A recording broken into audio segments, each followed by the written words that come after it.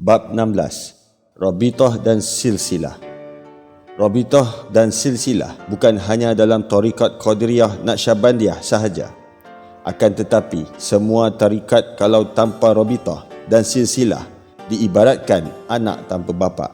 InsyaAllah akan dijelaskan satu persatu. Namun, sebelum menjelaskan hukumnya, perlu kita tasawur lebih dahulu. Kerana menurut keterangan usul fiqh, al-hukmu bisyai'i far'un an tasyawarahi. Artinya, hukumnya suatu perkara itu adalah dahan dari tasawuf.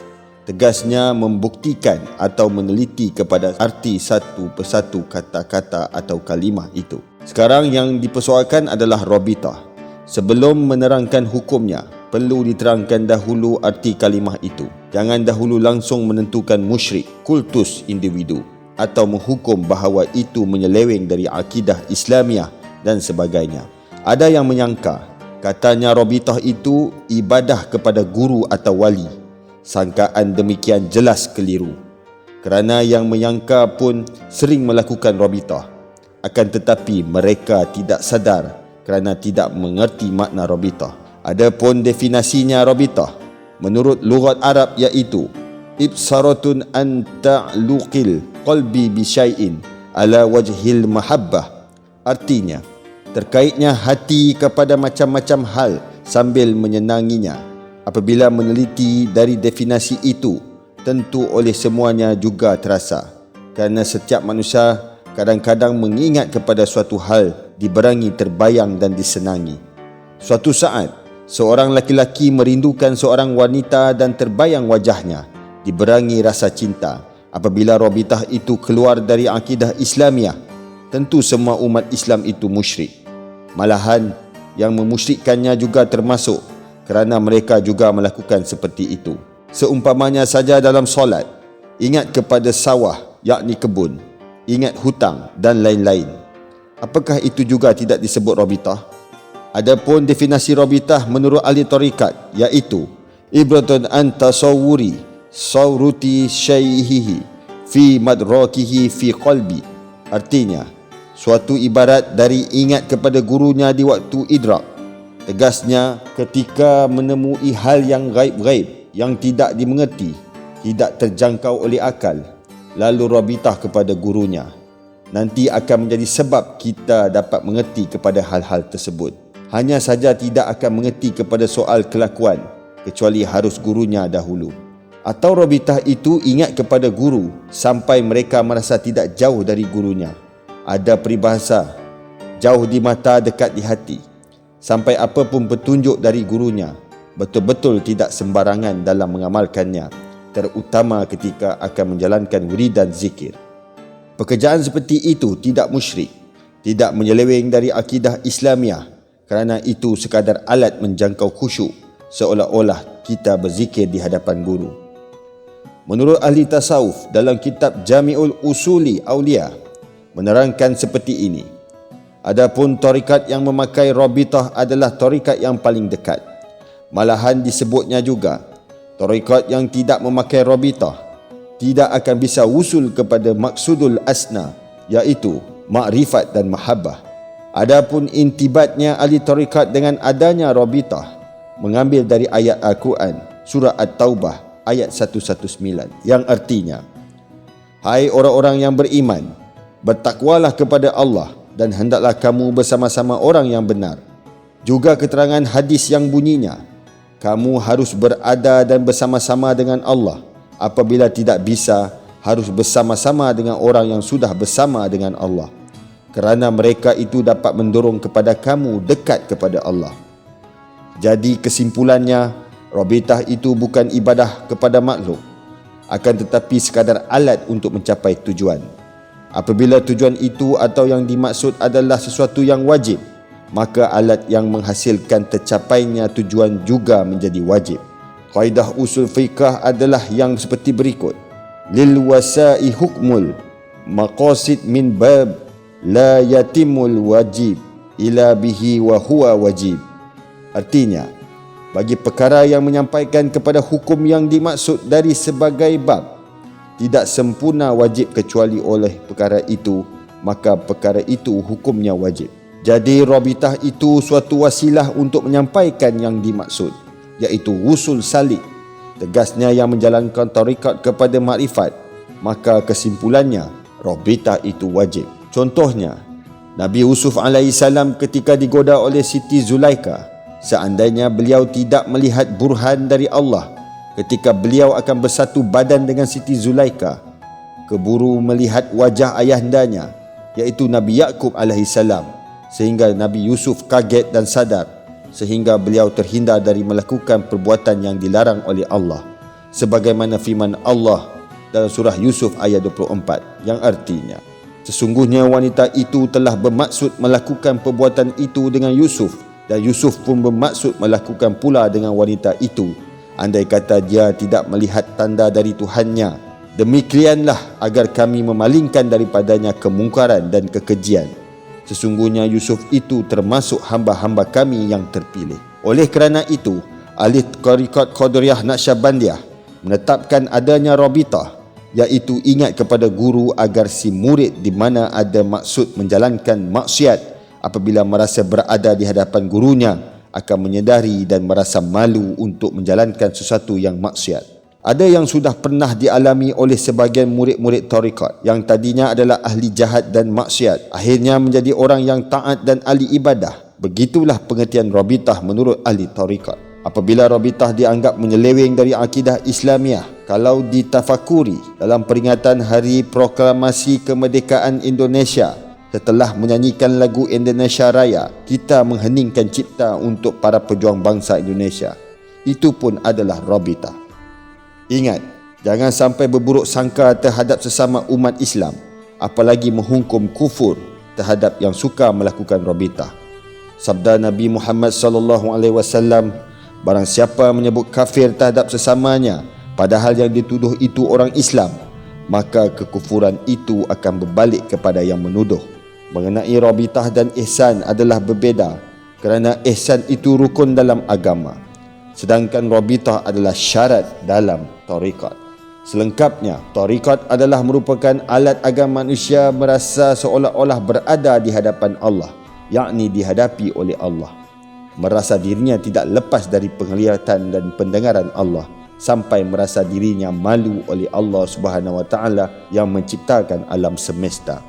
Kerana untuk mencapai itu sangat sulit, maka perlu diusahakan, di antaranya dengan Rabitah. Kerana kebanyakan manusia tidak merasa malu oleh yang tidak teridrak oleh hawasil kamsi, tidak terlihat, tidak terdengar.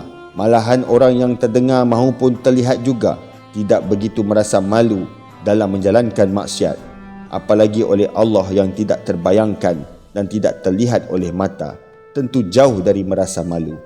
Oleh kerana itu, kita harus merasa malu oleh yang nyata seperti manusia, apalagi oleh Allah, zat laisa kamislihi syai'un, iaitu zat yang tidak ada bandingannya, tidak ada yang menyerupai dalam segala hal.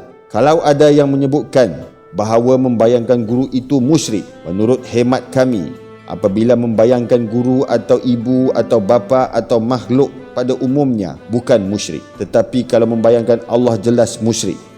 Apa sebabnya? Kerana Allah itu bukan untuk dibayangkan, tapi zat laisa kamislihi syai'un.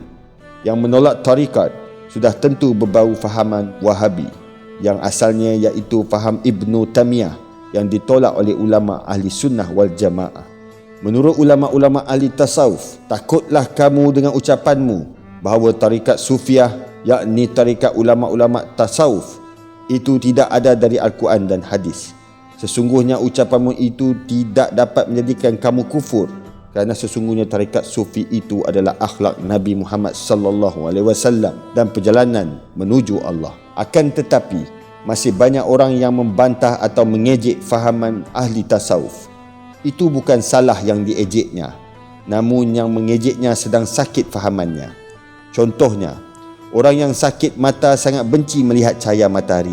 Kata orang sakit, air manis itu disebut pahit. Mereka berkata demikian tidak lain kerana mereka sedang sakit. Ahli syair menyebutkan, wa kam min a'bin qalan sahiha wa fatul minal fahmi syaqimi. yakni tidak sedikit manusia yang mengejek atau mencaci perkataan yang benar, padahal mereka berbuat begitu kerana fahamannya sedang sakit. Semoga dengan adanya keterangan ini ada faedahnya untuk yang masih ragu-ragu terhadap perihal tarikat dan rabitah. Amin. Silsilah. Silsilah artinya ialah turun-temurun, tarikat yang sifatnya berurutan kalau dalam hadis, sanad atau rawinya hadis. Mengapa harus tahu silsilah? Kerana menurut keterangan ulama sufi, sesungguhnya manusia yang tidak tahu ayahnya dan kakeknya dalam tarikat, maka orang itu yang mempelajari tarikat mardud, artinya tidak diterima. Juga sabda Rasulullah sallallahu alaihi wasallam yang artinya, Allah melaknat orang yang menyebut atau mengaku bapa kepada seseorang yang bukan bapaknya.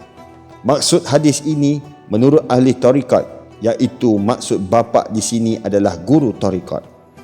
Kalau seseorang menjalankan tarikat tidak melalui seorang guru, sama dengan mengaku bapa kepada bukan bapaknya. Adapun contoh silsilah itu seperti tandan dalam pisang. Kalau kita menjual pisang diborongkan dengan tandannya, tentu pisang yang terkecilnya pun akan ada harganya, kerana terbawa oleh pisang yang besar-besar kerana berasal dari tandan yang sama. Kalau dalam kereta api, ada lokomotifnya, ada gerbongnya, ada kereta barangnya, kereta barang terkait pada gerbong terkait pada lokomotif. Apabila lokomotif sampai ke tempat tujuan, tentu gerbong dan kereta barang juga sampai ke tempat tujuan. Begitu pula dengan kita dalam silsilah tarikat Qadiriyah Naqsyabandiyah. Meskipun kita orang bodoh, mudah-mudahan saja dengan diberangi berdoa kepada Allah Subhanahu Wa Taala, terbawa oleh pucuknya atau lokomotifnya sampai ke tempat tujuan. Kalau pucuknya tarikat itu dari Nabi atau sahabat, atau lokomotifnya itu wali, mudah-mudahan saja kita juga terbawa olehnya. Sebagaimana hadis keterangan dari Abu Hurairah radhiyallahu anhu yang berbunyinya, berbahagialah bagi orang yang melihat kepada kami dan beriman kepada kami. Berbahagialah orang yang melihat kepada orang yang sudah melihat kami dan beriman kepada kami sampai akhir hayatnya. Malahan ada hadis dari Abu Hurairah radhiyallahu anhu yang menerangkan sebagai berikut. Mengagungkan Allah di hari kiamah kepada manusia yang dibariskan ke syurga dari berbagai silsilah. Tegasnya dalam rangkaian dari golongannya masing-masing, sebagaimana firman Allah dalam surah Al-Bani Isra ayat 71. Ingatlah suatu hari yang di hari itu kami panggil tiap umat dengan pemimpinnya. Kesimpulan ayat ini iaitu setiap ada pemimpin tentu ada anak buahnya. Setiap imam tentu ada yang makmum. Setiap guru tentu ada muridnya. Setiap anak tentu ada ibu bapaknya. Setiap tarikat ada silsilahnya. Turunan Raden itu juga ada pengakuan turunan dari leluhurnya seperti turunan Habib atau Syed. Namun, semua itu tidak ada dalam hadis atau Al-Quran. Demikian pula silsilah tarikat itu menerangkan turun-temurunnya tarikhnya tarikat itu. Umpamanya seseorang disebut ahli waris, harus benar asal muasalnya. Tarikat yang disebut mutabarah harus ada silsilahnya, jelas asal muasalnya yang mengalir sampai sekarang. Sabda Rasulullah sallallahu alaihi wasallam dalam hadis yang sahih, al-ulama'u warasatul anbiya, artinya adapun ulama itu adalah pewaris nabi, ahli waris itu tentu ada silsilahnya atau keturunannya. Kerana tidak tiba-tiba pandai, tentu harus ada gurunya. Guru ada lagi gurunya. Oleh kerana tidak tahu asal muasalnya dalam menerima ilmu, sehingga tidak sampai kepada Rasulullah, hal itu menandakan tidak rajin dalam mengetahui silsilah. Lain halnya dengan ulama di Arab. Para ulama di Masjidil Haram dalam menerima suatu ilmu itu ada silsilah yang sampai kepada Rasulullah sallallahu alaihi wasallam. Jangankan ahli hadis, meskipun aurat Dalilul Khairat pun ada silsilahnya yang sampai kepada Syekh Sulaiman Al-Zazuli radhiyallahu an. Oleh kerana itu, pantas banyak manusia sekarang yang tidak menghargai kepada para ulama kerana mereka tidak tahu silsilahnya, sampai mereka merasa dirinya pandai dengan sendirinya tanpa guru. Ada yang beranggapan bahawa ulama terdahulu itu bodoh semuanya, malah dicap ortodok dan kuno. Bahkan ada yang mengatakan tidak ada dalam Qurannya, tidak ada dalam hadisnya, itu adalah bid'ah, salah, masuk neraka. Padahal yang berkata sendiri pun taklid kepada ulama sebab tidak menerima hadis langsung dari Rasulullah sallallahu alaihi wasallam. Imam Bukhari dan Imam Muslim itu ulama. Seandainya mereka dianggap salah, juga ulama-ulama terdahulu dianggap salah, seperti mujtahidin yang salaf dan khalaf, mutaqaddimin dan mutaakhirin. Semuanya dianggap salah. Padahal mereka itu masih dekat ke zaman Rasulullah sallallahu alaihi wasallam. Apalagi orang yang merasa dirinya lebih pandai serta menyalahkan orang lain. Ditambah lagi pada waktu sekarang yang sudah sangat jauh dengan zaman Rasulullah, sudah pasti ribuan persen salahnya dibanding ulama-ulama yang disalahkan oleh mereka. Orang yang mempunyai faham merasa benar sendiri dan menganggap orang lain salah, itu adalah kelakuan iblis. Dalam Al-Quran dijelaskan tentang sejarah Nabi Adam AS, di mana iblis tidak mahu sujud kepada Nabi Adam AS kerana merasa dirinya yang paling mulia, lebih mulia daripada Nabi Adam AS.